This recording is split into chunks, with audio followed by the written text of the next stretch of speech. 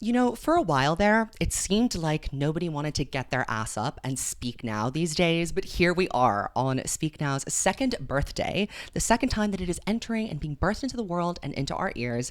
Here it is, Speak Now Taylor's version. I am ridiculously excited, a little bit scared to discover these vault tracks, of which I discussed much about in my last video, which you need to go and check out as a primer for this one if you haven't seen it already. My vault track predictions, go and take a look at that and then come back and watch this for a little fun compare and contrast game.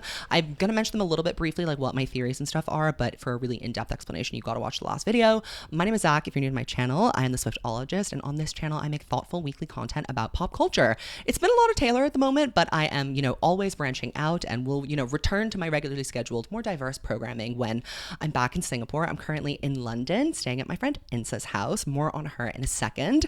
Before we get into the reaction, the video, I have to let you guys know that this video will be kind of edited down a little bit just for copyright purposes, sadly. So if you want to see the full unedited version of my reaction, you got to go to patreon.com/Swiftologist. That is the Patreon for my podcast, The Evolution of a Snake, which if you are a Swiftie, you absolutely need to get on. A new Swiftie, a young Swiftie, this is the kind of context and information, the minutia, the detail going year by year through Taylor Swift's career that you cannot find anywhere else. So I can't recommend my own podcast to you highly enough, and we'll be doing a special episode on Speak Now Taylor's version next week. So look out for that. That'll be free and available to everyone. And I am so nervous and scared to get into this record. Speak Now is a really important and personal hallmark milestone, a collection of songs in my life. I definitely was, for the very first time actively engaged in an album rollout when this came out. From the day that mine leaked to, the end of the Speak Now tour in Australia, I was there, boots on the ground every single day. And I, grew up, came of age to these songs when I was 13, 14, 15, 16. I feel like I've truly had a moment and a connection with pretty much every song on this record. They've all been my favorites at some point, except for Superman, because that is a bad song. But other than that, they have all been, heavily in my rotation, and they mean a lot to me. So I'm nervous to see if she's going to bungle them, if she's going to mess them up. I have been trying to avoid spoilers, but unfortunately, someone told me that the Better Than Revenge lyric was changed, and I'm not happy about that. But we'll get into that later. I'm trying to go into this with, a positive mindset. I want to go in with, peace and love in my heart, but sometimes hatred and negativity takes over. And what am I supposed to do then but continue to soldier on and be myself? Everyone else is taken. So subscribe to my channel if you like my vibe, which I'm sure you maybe don't, because I have to say, this is a place for thoughtful pop culture, critical discussions of media. So if you're expecting me to clap and cheer like a sea lion for every single song that is played and just behave as though everything is amazing, that's not my content. And if you are upset that I don't like something, that's your problem, not mine. So don't make it my problem in the comment section. So speaking of my set today, I am in London. I'm a London boy for the foreseeable future. I will be again next year when I come back for the Eras tour. Pre-sale next week. Everybody fingers crossed. I was fighting on the front lines of the Singapore General Sale this morning, and by the grace of God, managed to get tickets to one show. And I have 4 tickets to Saturday night. I am looking to get rid of 2 of them to exchange them, category 2 tickets for any other show. So if you have tickets to swap or trade, let me know. I will maybe sell them at a later date if I can't find anyone to trade them with. So, just, follow me on Twitter or something and I'll keep you posted on that. But Eras Tour London, I'm going to maybe attend with the person who is hosting me in this beautiful set today. Do you see this rustic fan? Isn't it so Speak Now vibes? Insa, please welcome to the stage, my friend, my longest, oldest, well, not my longest and oldest, but one of my bestest friends. Welcome to Swiftologist. How does it feel to be here? Amazing, show-stopping, incredible. What songs from Speak Now Taylor's version are you most excited to hear, Insa? Personally, Haunted, Enchanted.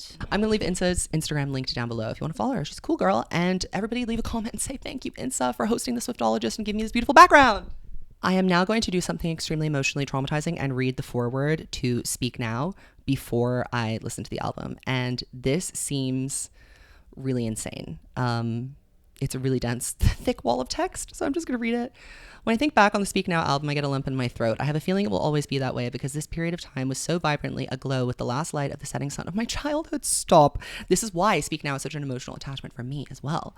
I made this album completely self-written between the ages of 18 and 20. I've spoken about how I feel like those ages are the most emotionally turbulent one in a person's life. Maybe when I say that, I'm really just talking about myself. No, girly, you're speaking the truth. I think they might just be the most idealistic, hopeful years too. At this point in my life, I had released my second album, Fearless, Fearless, it became the breakthrough moment I'd always dreamed of, one that catapulted my career to new realms of success. I love to hear her reflecting like this. It's so rare to get like her actually commenting on the scope of her work. All the while I was encountering the milestones and checkpoints of a normal teenage growth. I had cataclysmic crushes and brushes with heartache. I moved out of my parents' house and set my bags down in a new apartment. I hung photos on my own walls and decorated the space where I would sob and cackle and shatter and dream. Sometimes I felt like a grown-up, but a lot of the time I just wanted to time travel back to my childhood bed when my mom would read stories to me until I fell asleep. Girl, this is unbelievably relatable content. In my darker moments, I was tormented by the doubt that swirled loudly around my ascent and my merits as an artist. I was trying to create a follow-up to the most awarded country album in history. Holy shit, I always forget like the scale of Fearless. While staring directly into the face of intense criticism. Bob Les Fats, you are nothing. I had been widely and publicly slammed for my singing voice. Oh, she's addressing it directly. And was first encountering the infuriating question that is unfortunately lobbed at me still to this day. Does she really write her songs? Spoiler alert, I really, really do. Yes, bitch, speak on it. In the years since, I developed a thicker skin about public criticism, debatable, and the cynicism with which some people approach the music I make. At that time, it leveled me. I had these voices in my head telling me that I had the perfect chance and I blew it. I hadn't been good enough. I had given it all and had been found wanting. I wanted to get better, to challenge myself, and to build on my skills as a writer, an artist, and a performer. I didn't want to just be handed respect and acceptance in my field. I wanted to earn it. Please, pathological people pleaser, literally. To try and confront these demons, I underwent extensive vocal training. Finally, we get confirmation of something I've suspected all along. I made a decision that would completely define this album. I decided I would write it entirely on my own. I figured they couldn't give all the credit to my co-writers if there weren't any, but that posed a new challenge. It really had to be good.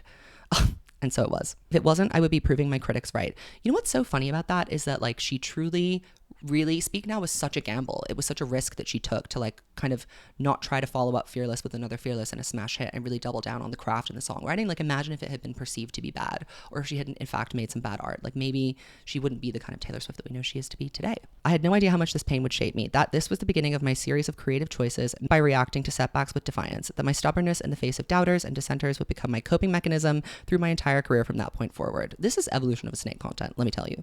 This exact pattern of enacting my own form of rebellion when I feel broken is exactly why you're reading these words, and I'm re-releasing this album now. I went through my first worldwide scandal, the mic grab scene around the world. I experienced the weirdness of trying to get to know a boy while a swarm of paparazzi surrounds the car.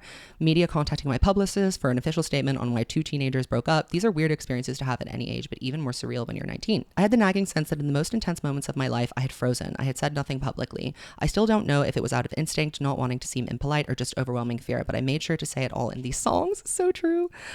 I decided to call the album Speak Now. It was a play on the speak now or forever hold your peace moment in weddings, but for me, it symbolized a chance to respond to the chatter and commentary around my own life.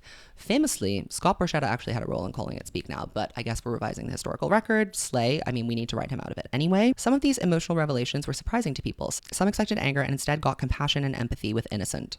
Now, I don't know if I would call that compassion and empathy. It is still very much a scolding, finger-wagging song. I love it when she rewrites history. It's hilarious to me. Some expected a kiss-off breakup song, but instead got a hand-on-heart apology back to December. Now that was a moment. It was an album that was the most precious to me because of its vast extremes. It was unfiltered and potent. In my mind, the saddest song I've ever written is Last Kiss. So true. My most scathing is Dear John, and my most wispily romantic is Enchanted. It's true. Speak Now has so many fucking career highlights of her writing. I'll be forever proud of setting a goal and seeing it through. I'll always feel shivers all over when I remember singing Long Live to close the show every night on tour. The outstretched hands of those bright and beautiful faces that reached out and helped me off the ground when others were, frankly, mean. These days, I make my choices for those people, the ones who thought I had been good enough all along. I try to speak my mind when I feel strongly in the moment I feel it. I'm still idealistic and earnest about the music I make, but I'm less crushed when people mock me for it. I know now that one of the bravest things a person can do is to create something with unblinking sincerity, to put it all on the line. I still sometimes wish I was a little kid again in a tiny bed before I ever grew up. I always looked at this album as my album, and the lump in my throat expands to a quivering voice as I say this. Thanks to you, dear reader, it will finally be. I consider this music to be, along with your faith in me, the best thing that's ever been mine. Yours, Taylor.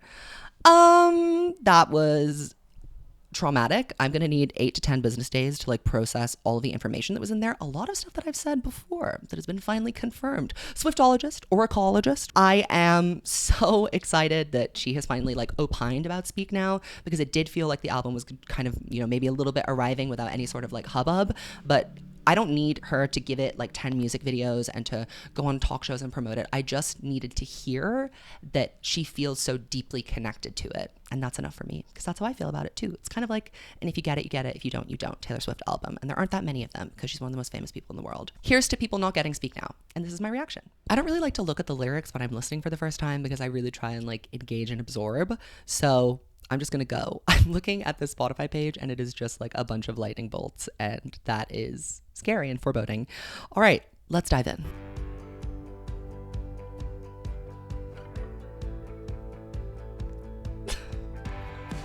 Okay, I'm sorry. These long rambling intros, I miss them so much. It's giving U2 with or without you vibes. Just breathe, just relax, it'll be okay. Just an hour till your car's in the driveway. This is my baby. On things going badly. Got a history Treacherous vibes. sadly. Just one time. Oh my god, this is terrifying. All I know is this could either break my heart or bring it back to life. Oh. See, I just can't with this kind of singing. It's not my thing. Okay. Okay, Mariah. I don't want him on the chorus. Why is that happening? No. Okay, does this song need to be like 4 minutes long? I don't think so. I've listened to the first vault track from Speak Now, and I'm whelmed. I'm neither over nor underwhelmed. I think I'm kind of marked safe from starting off with something so crazy that it like blows off my perception of how the rest of the vault tracks are going to be. This was just kind of mid to me. And I've said this before, in that like vault tracks are songs that like didn't make it onto the album for one reason or another. And it's usually a pretty good reason. And the reason this song didn't make it onto the album is because it's not even really like up to par with the caliber of what's on the actual record. And that is not a knock to Taylor Swift or to the song itself. It's just, you know, she made the right choice not putting that on the standard edition. An interesting little morsel, nothing particularly juicy to mind for the lyrics. You know why I think it might have been cut off? It doesn't have that like cutting specificity and hyper realistic imagery that a lot of the Speak Now songs have. It doesn't have those like zoomed in moments. I'm thinking of like a Never Grow Up situation where she's literally describing a situation that she's seeing. This is more like vague. I think I'm going to give Electric Touch like a 6.5 out of 10. That would be my initial kind of instinctive rating. Up next is When Emma Falls in Love. Now my flop radar went off when I heard this song, and I'm gonna try not to like get too into what my predictions were because I do have an entire 45-minute video talking about that. But let's just say that I put this at the bottom of my Speak Now vault track ranking list, so I don't have high expectations. I'm ready to be pleasantly surprised, and I think it's gonna be kind of a run Ed Sheeran slow ballad sweet song. It's giving New Year's Day. Bad start. When Emma falls in love, I know that boy will never be the same. 'Cause she's the kind of boy that Oh. you can't put down.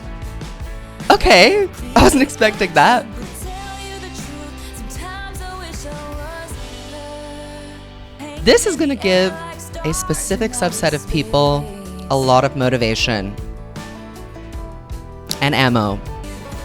Ooh, okay, Emma is an empowered lady. That you can't put down. Unlike Camila Bell. Cleopatra grew up in a small town.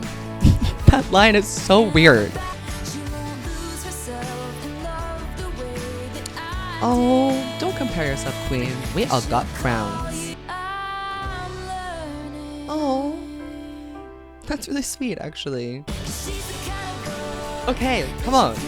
This goes hard. Okay, what the fuck? You know, I said that I thought that if When Emma Falls in Love, there was an element of jealousy or resentment there. There's certainly an element of comparison. I thought there would be a really interesting commentary on female friendships. And this is kind of a positive commentary on that. It's like, I can be a little envious of you and admire all the qualities and traits that you have as a person that's falling in love and experiencing things in this world without hating you for it. Just being envious and hoping that that will happen to me. And I love when she says, I'm learning. That's so cute. It's so sweet. It's so naive. And she learned, unfortunately. Okay, so what do I give When Emma Falls in Love? I think I give that like an 8, a 7.5, an 8. I'm really stoked about that one. That was great. So up next is I Can See You. Now, I got question vibes from this, meaning I have no fucking idea what this could be about. So we're just gonna have to get right in. We're just gonna have to start playing and see where it goes, because it could go anywhere. Excuse me?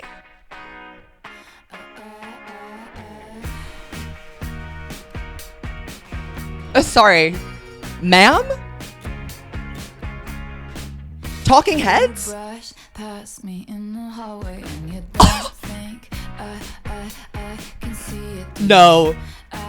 No. What would you do if Not my fairy tale princess. you do if we never met? What the? Is this a joke? Where is this going? Okay. I can see you waiting down the hall from me, and I can see you up against the wall with me. Up against the wall with me? This is such a fucking cool song.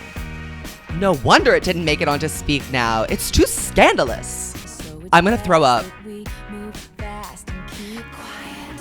No. No. This is a prank. I can see you. Princesses can be horny too. This sounds like The Clash.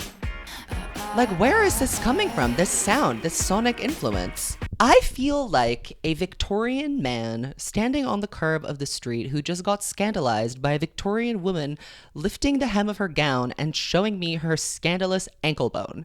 What in the world was that?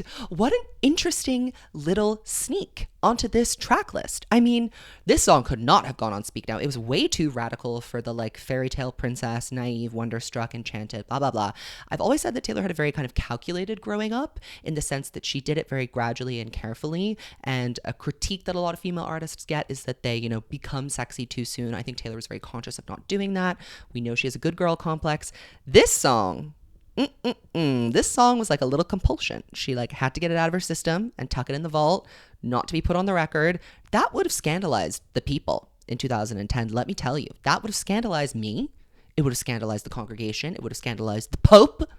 It's scandalous. I love it.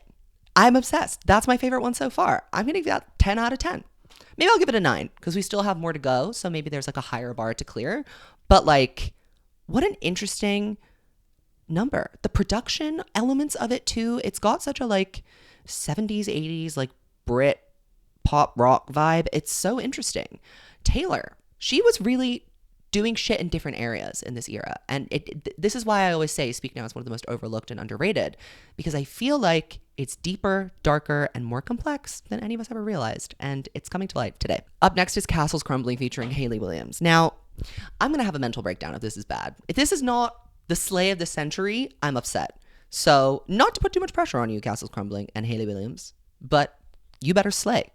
I did read a spoiler somewhere that said something about this being about her career, which bursts the bubble of what I had thought it would be about, but also makes sense. So why don't we just get straight into it? Oh, it's sad, I can tell. They used to cheer when they saw my face. It's giving the lucky one and nothing new. Now I fear I have fallen from Is this maybe about the 2010 Grammys? Oh my god! No! Okay, the production work on this is beautiful. Uh-huh. Wow, okay, fucking, that's prescient.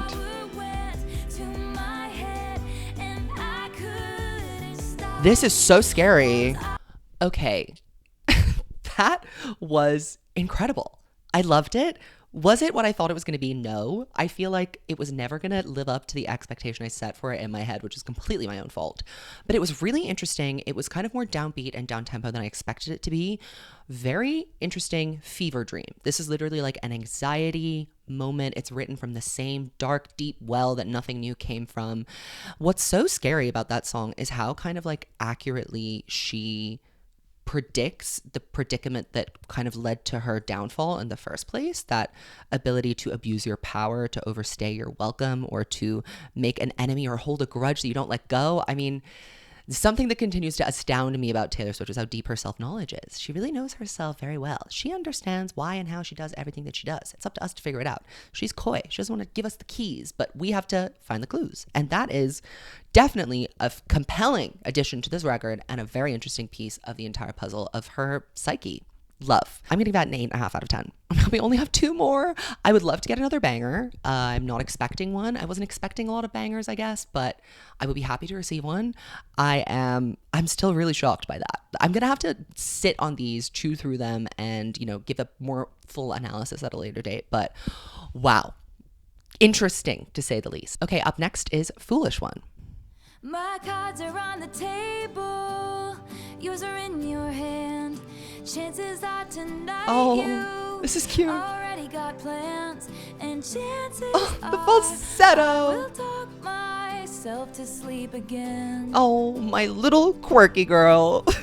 You are not the exception. Oh, You Taylor. never learn your lesson. Foolish one. Okay. Stop checking your Yes. for confessions of love. Oh my gosh, this is so Taylor.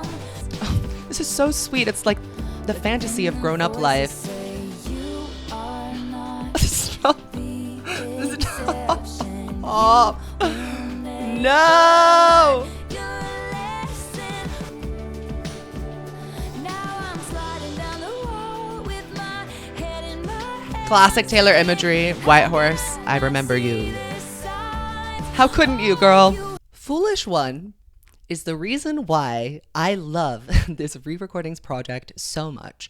My favorite feeling that I get from the re-records, and it only happens with like maybe 1 or 2 vault tracks every time, is this sensation of getting a time capsule, opening a time capsule, getting a message in a bottle, literally hearing like a voice from the past. And there are so many classic signature Taylor Swiftisms going on in this song, and it's a perspective of hers and actually a narrative way of writing songs that I haven't just heard from her in a really long time. So it always is so meaningful to me to hear this specific iteration of her emerge again. I felt this way with Mr. Perfectly Fine, and it just, when I heard Drama Queen too, I felt that it was kind of in this vein. Drama Queen really should be on this vault track list, let me just say.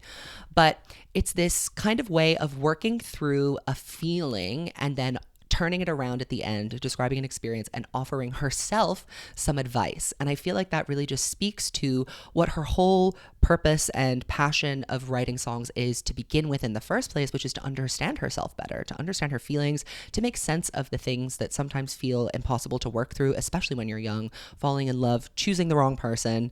All of these kind of like silly mistakes that you make and you know you shouldn't be making, but you can't figure out why you keep repeating the same pattern of behavior or falling for the same kind of person, putting yourself in specific situations.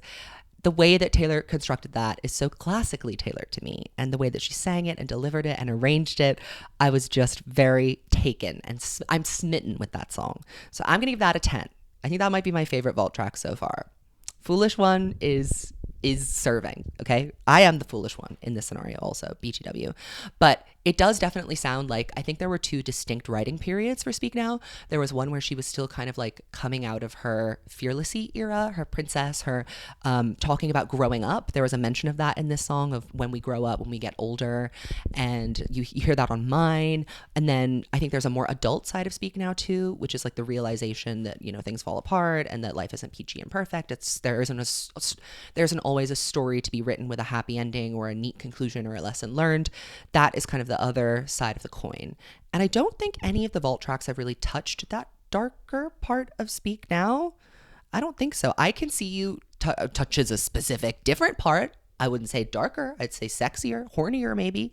Castle's Crumbling kind of, a little bit, but the writing is a little juvenile. And I don't mean that in a pejorative sense. I just mean that it's like a little, she sounds young. Let's see what Timeless has in store for us. I can't believe I'm almost through with the vault tracks. I hate being done with them. That sucks. I'm already in a place of destroyed. Was a cardboard box and the sign said photos 25 cents each. For slapping on the porch of the first house. Oh no, is this Mary's song, the remix? Oh, this is a romantic song. You still would have turned my head, even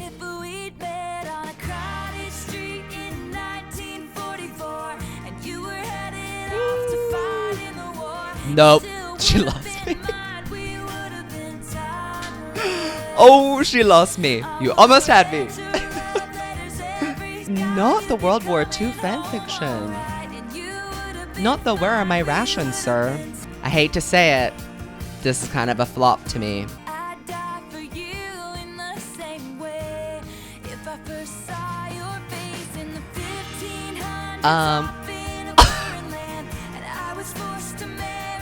So there's a very clear reason why that was left off Speak Now to me, and it's because it's not good. It's full of cliches, well-worn tropes. It's like a private voice note that you send to a guy that you've been dating for a week that you're convinced you're going to marry, and that's very Taylor Swift behavior, especially 2010 Taylor Swift. I am looking at the vault tracks and thinking, this is interesting. I feel like there's more from where that came.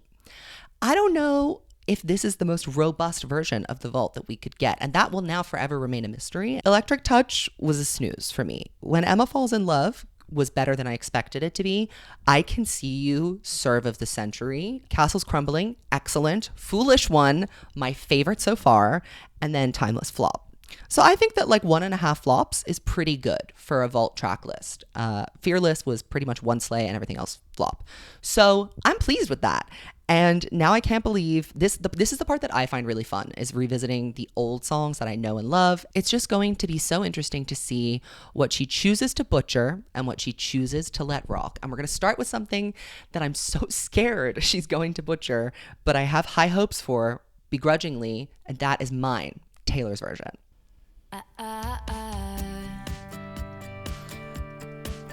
Okay, so far so good. Why? Exactly. Oh my god.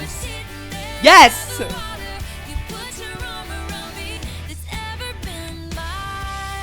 Okay, that mine sounds choppy, but whatever. Yes! Come on, mama. She sounds so bright and clear. Her tone is so right on this. And what did you do when you got to the street? Sing!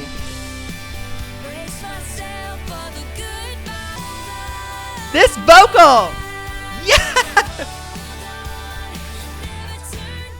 Give me that high note. Insane! She's cooked. That outro is weird, but other than that, that was fucking perfect, okay?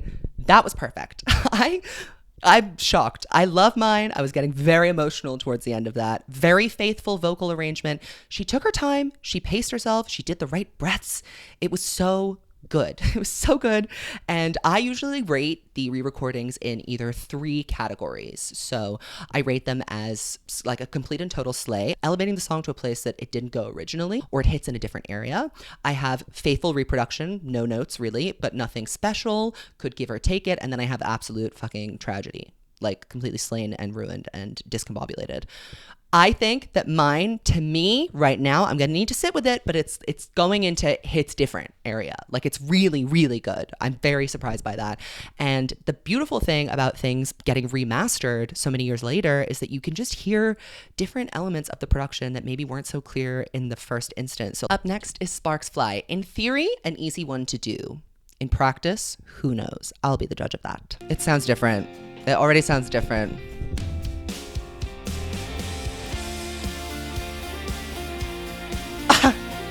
Excuse me? She's really in her old Taylor bag. Okay. The vocal's a little too forward.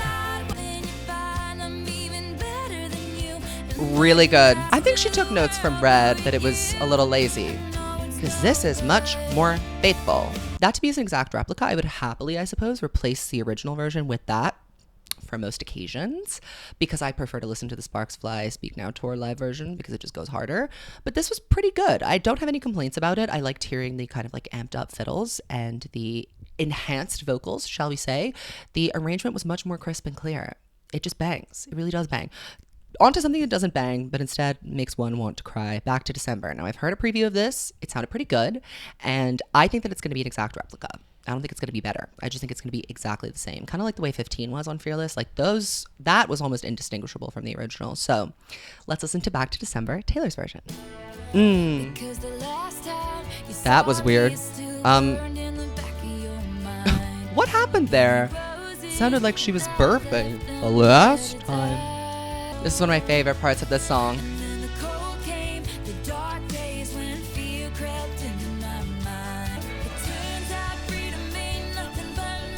Well, what do you expect when you go on to date the devil? She has one chance to slay the house down boots. Come on, Taylor. Put your whole chest into it.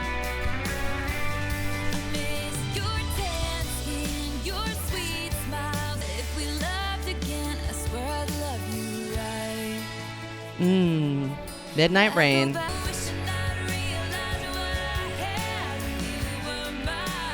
Beautiful. I think we're pretty much 3 for 3 in terms of like at least as good as the original, if not better. Was that better? The last minute or so kind of tipped it into almost better, but there is the first pre-chorus. She sounds like she's swallowing a burp or doing a hiccup or becoming a bird. And I have to give it a demerit for that. I have to. We're being picky around here. I'm being picky. And that's just the way it's got to be because, you know, we're trying to find the minute differences. This is only for a select group of very mentally ill people who subscribe to this channel, and we slay. Up next is Speak Now, the song. I have a real feeling that Speak Now is going to get the Hey Steven treatment, and that I could not possibly imagine her singing this in her big girl voice and it sounding good, and instead it slays and it's campy and fun. That's what I think is going to happen. We're getting really close to Dear John, and I don't think I'm ready for that. But you are not the kind of boy. I'm kind of surprised at how close this vocal is. This has objectively always been a hard song for her to sing. So cute! Or? Nailed it. So sweet. I want to hear that laugh. Give me the chuckle. Yes!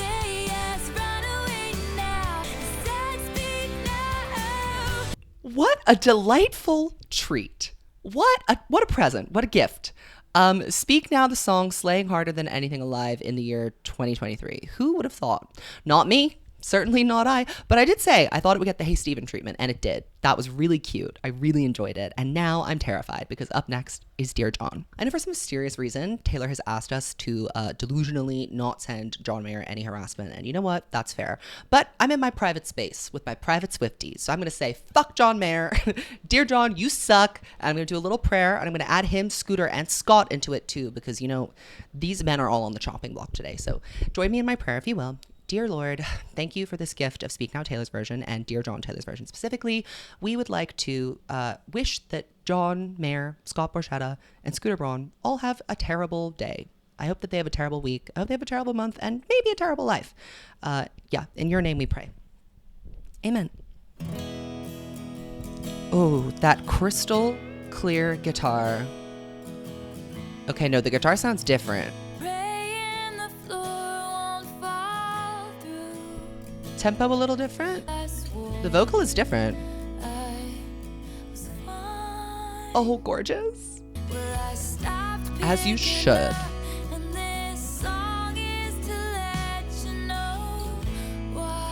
Oh my gosh.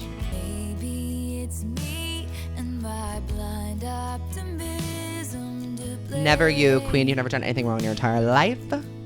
Never. Yep, that's right. Nail on the head.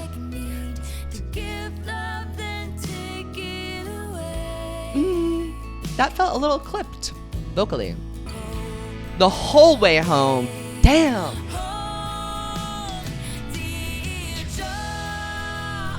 I hate this man.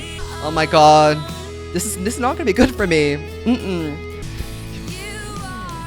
Listen up, you little rat.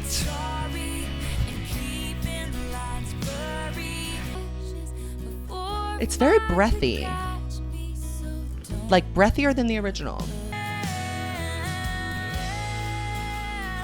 No, that's not breathy. That big girl voice, those pipes. It's a beautiful day to see John Mayer getting eviscerated for being a fucking weirdo. The song still hits. The song is still a fucking great song. Do I think that it hits the same way the original one does? No, and nor should it. It was never going to be imbued with the rage of a 19-year-old girl who had recently been scorned for the very first time by an older man. Betrayed, upset, manipulated, lied to, damaged.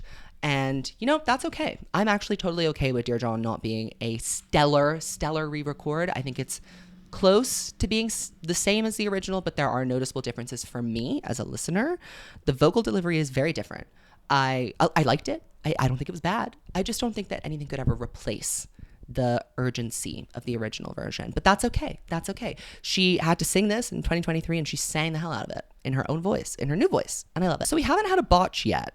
And Mean is coming up. So if there was ever a time for something to get botched, it would be now. You, with your words like knives and swords and weapons that you use against This song was my shit in middle school.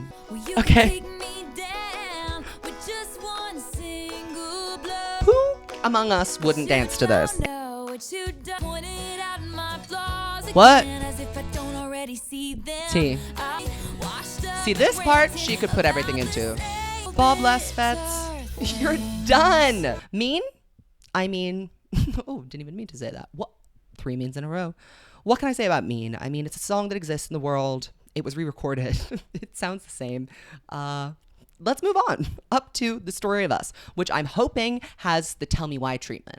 I hope that The Story of Us gets completely served and smacked off of the face of this earth, like a tennis ball being hit by Serena Williams. I want it to go into outer space.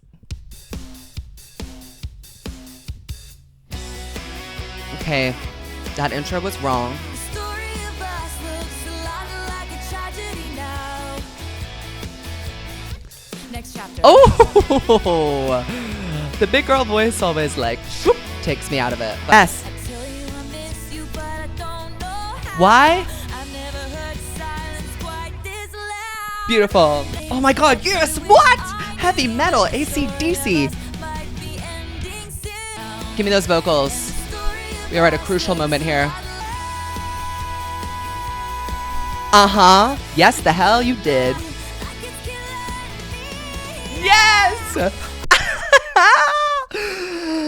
Love. Love, love, love, love, love, love, love, love. It was excellent. One of my favorites so far. For sure got the Tell Me Why treatment. Great vocals, super faithful vocal arrangements on this record. It wasn't, I'm going to blindfold myself and pretend I never heard this song before and get in the studio like it was with some of the songs on Red. This is art. This is artistic, okay? There was thought put into this. There was serving cunt at top of mind when creating Speak Now Taylor's version. And for that, I have to say slay. Slay. At this particular moment in the journey, I'm getting scared about Enchanted. I don't know why. I just have a feeling something bad happened to her. She went through a blender. I have a couple songs to go before I get there, but actually just one song, Never Grow Up. Noted great song about growing up, family life, loss, mortality. Let's get into that before we cast our aspersions on Enchanted. Your little hands wrapped Oh, her voice sounds so rich. Everything's funny. This song is very emblematic of Speak Now. It's kind of the mission statement. Oh, darling, don't you ever grow up. Don't you ever grow up. It can stay She put this love into this simple. re-recording. I can hear it. Favorite song. Here's one of the best lines on this album. I just realized everything I have is someday gonna be gone. Why is that making me emotional? Here I- Why did that get me? I was literally crying at that. Never Grow Up. I think it's one of those songs that like has traveled with me through so many iterations of my life. Like when I was a teenager and I wasn't really taking things into account the way that no teenager does, like memorizing what it sounds like when your dad gets home, things that you're not going to have again as you get older. So I lived through this song with that period of my life. And then when I moved halfway across the world by myself to New York City and I lived in my apartment, it was so much colder than I thought it would be, in the fucking New York winter coming from Singapore. Yeah, so I really resonate with that song.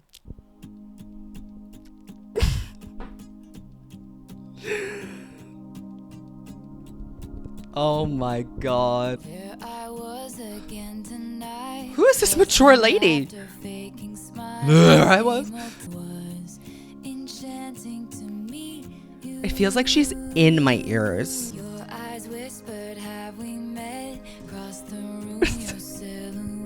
Oh my god, I love this song.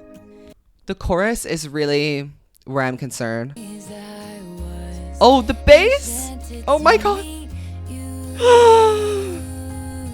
Oh my god. Oh my god. Oh my god. Oh my god. Oh my god. 9/11! Fuck! There's like a knowingness to it now. It's not like so naive. Oh! I feel like I'm 13. It's fucking mad. Oh my god. Okay, I need to actually listen to the vocals instead of losing my mind. Here I go. Be serious. I can't. Okay, let's go! My whole body is in a state of tension. Oh my god, the filtered vocal! Fuck off! Stop! I'm gonna cry! This part sounds very different, but I'm okay with it. Oh my god. No. No. No. That high note. Diva down! No. No. Boo. Hiss. Tomato!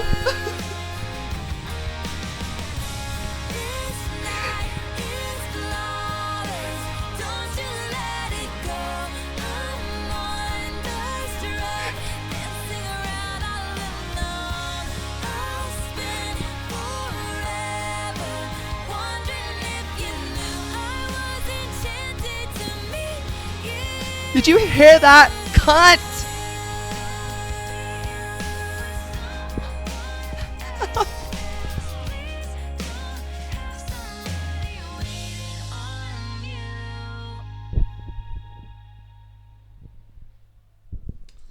If you weren't aware, if you couldn't tell, that sent me into a mental breakdown, the likes of which I don't know if I've had on this channel before. But something happened to me. It's different. It's very different, but it's different in a way that I really appreciate. Because again, like Dear John, there is a youthfulness that cannot be recaptured in Enchanted. Her worldview is not so simplistic and romantic and whimsical and ideal anymore. It's the grown-up version of Enchanted. That's what made me so emotional about it. She sang the fucking hell out of it. She sang her goddamn pants off. Okay? She slayed the house down boots. That's exactly what happened. Now, up next is Better Than Revenge. And every fucking time there's a Taylor Swift release, I say no spoilers. And what do you people do? Send me spoilers. And I know that she changed the lyric in Better Than Revenge. Fortunately, I don't know what she changed it to. I can imagine that it's something corny as fuck. But I'm really irritated at her for changing the lyric. We don't fuck with the canon like that. Unless you're being dumb, and Taylor was being dumb on this. She was being silly. But I'm happy with her right now because of Enchanted. But I'm about to be real mad at her. I'm about to beat this bitch up. Now go stand in the corner and think about what you did. So why? I can tell she's already putting her whole pussy into this. What did she do? Now that is objectively true.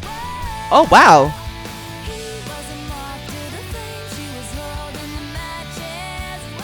Are you fucking kidding me? What nonsense is that? Unfortunately, the rest of it is kind of slaying. So I'm gonna put it aside for now, rock out, and then bitch after. What does Camila rhyme with? Feminism off, Better Than Revenge on. That's such a self-read. I can't with this fucking nonsense. Doesn't even make sense, dumbass. Couldn't we just get a little misogyny as a treat? See? She's giving this song everything she's fucking got. And this part goes so hard. Let's do it.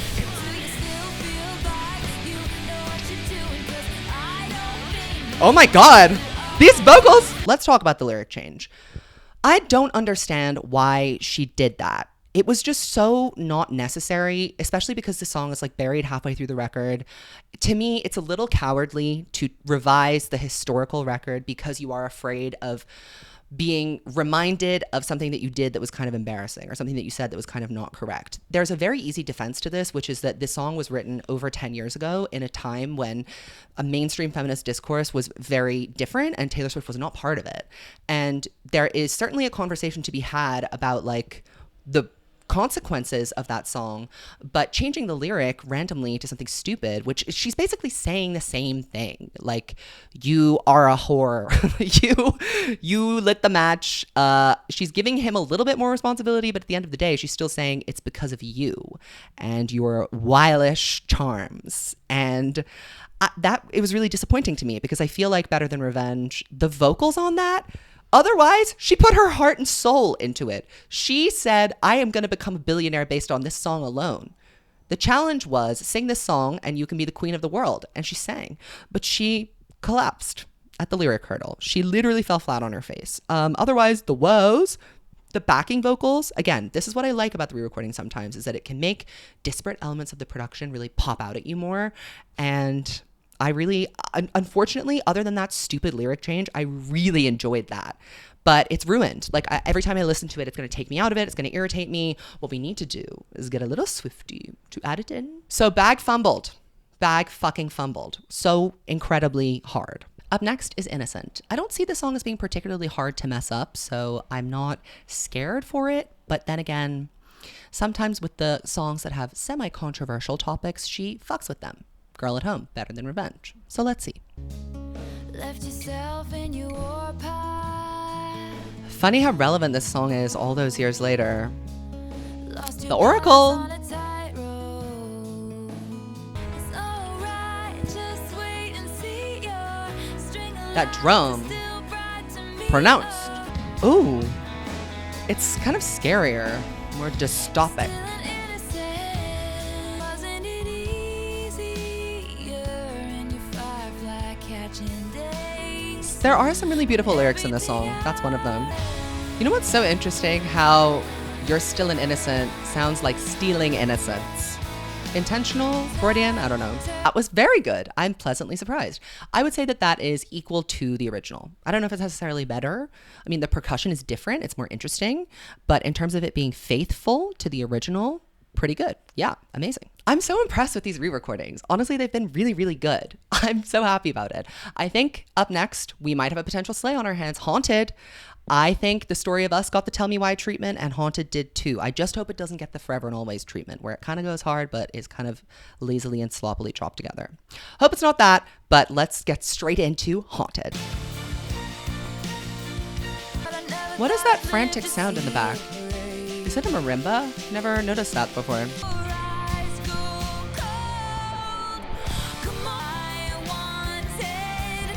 It's kind of lacking in drama a little bit.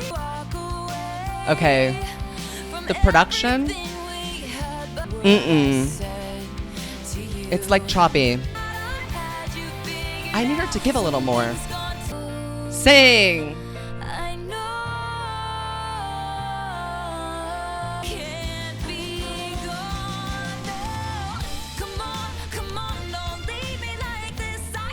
This is what I wanted, yes!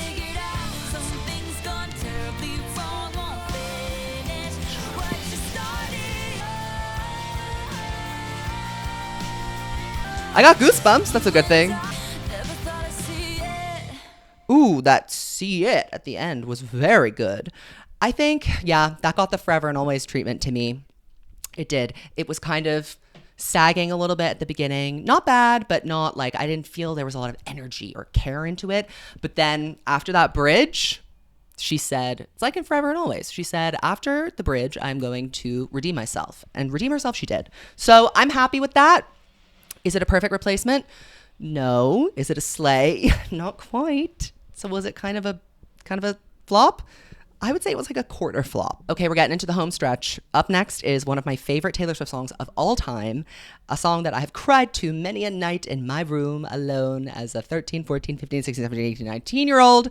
It is Last Kiss. And, you know, The songs like Last Kiss, Never Grow Up are really easy to tell when there's a difference because the production elements are so sparse. So I hope we get our shaky breath. I hope we get a beautiful delivery of the bridge. And I just pray. This is for all my koi fish guitar lovers out there. And this is the final song in the Holy Trinity that has yet to be revealed to me. Holy Ground TV, bungled, fumbled. Forever and always, bungled, fumbled. Last Kiss, can you redeem us? I always forgot how there's that raindrop sound. Who else listened to the rain version of this on YouTube, on Tumblr back in the day? So why did you go? Why, you dumb whore? Why did you go away? Oh, this breathy delivery is so magnificent. Recall now the smell of the rain. Sit on the floor wearing She says sit differently. life of the party. You're showing off again. I just love how visual this song is. I love this bridge so much. Oh no! Watch your life in pictures like. This is the mental breakdown portion. And I hope the sun shines and it's a beautiful day. And something reminds you, you wish you had stayed. You can plan for a change in the weather and time. But I never planned on you changing your mind. Pain. I can hear her wanting to sing the hell out of this, but being faithful to the arrangement. My dear Swifties, we are finally in the home stretch. I am sad that Speak Now is drawing to a close, but I've also been filming for so long because my camera keeps shutting off, and yeah, all good things must come to an end. So we were doing the closing track of Speak Now, Long Live, an emotional song written for the fans. This is a song that I felt deeply connected to when I was very young. And I still like it, but it wouldn't be something that I would have huge feelings about. But my favorite thing, again, about the re-recordings is that sometimes they change my mind. So let's see if my mind can be changed and if she can give the same magic to Long Live that she gave it all those years ago. The guitar sounds different. Let's go. I said, remember this moment. Oh, she sounds so mature. Can we do the chorus? Let's see. Long live Yes, we can. crash through how the kingdom lights shone when they gave us our trophy. Sing, Taylor. And we held them up for our time. And bring on all the pretenders. I'm not afraid. Yes, I can hear her smiling on this re-record. When they point to the Must be very bittersweet singing this now that so many of the agency have left. Let's go! Long live all the mountains we moved at the time of my life, fighting dragons with you. I have to give credit where credit is due. I have to. She slayed that. She slayed the house down boots. It was excellent. Great vocals. Again, I think I mentioned this while I was reacting to it, but the bittersweetness of singing this now that the agency is not disbanded, but the agency is her original touring band, I suppose, especially the one that accompanied her on the Speak Now tour and the Fearless tour. A lot of them are no longer with the band, so it must have brought back a lot of fond memories of touring, because that song wasn't just about the fans. It was about her being a scrappy upstart at an independent label. It's also about Scott Borchetta, so maybe there's a little bit of pain there. But I loved that. It was bittersweet. It was wonderful. And now we're getting into the last two songs. Ours and Superman. And we're just going to pour one out for If This Was a Movie. She deserves to be here. She was robbed, kidnapped, taken to Fearless Landia. Unfair human rights violation, but we just have to move. We have to get over it and listen to Ours. I love Ours. Ours is such an underrated song. And again, like Last Kiss and Never Grow Up, one of those ones where you can really hear the care or the attention or the changes that are put into it. I don't like that guitar. What's going on here? So don't you worry your pretty little mind. People throw rocks with things that shine. Oh, how beautiful. Okay, that was good. That was good. I think it was pretty identical. Replaceable? I don't know. But is it better than the original? No, it's the same. I love it. I love the song. So good. Now, we all know, if you're a Swiftologist, that I'm a Superman hater. I hate this song. It's one of my least favorite Taylor Swift songs. I will not be listening to it all the way through. I'm going to give you a chorus, and that's all you're going to get from me. And I bet it's still going to flop, per usual. I watch Superman fly away. You've got a busy day today. Cricket. Cricket.